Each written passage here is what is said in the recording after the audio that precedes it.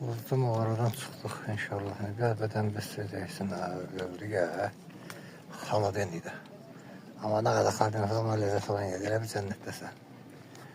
Qəşəng yerdir. Həqiqi.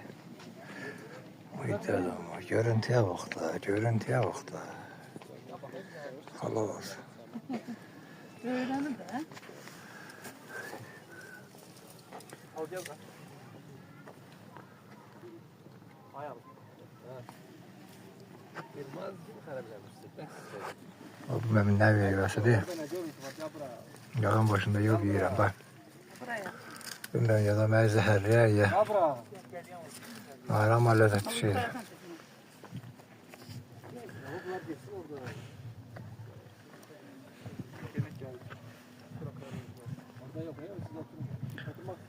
Üçün dözməmişsə hündürlükdə internetdə bax halal olsun valla.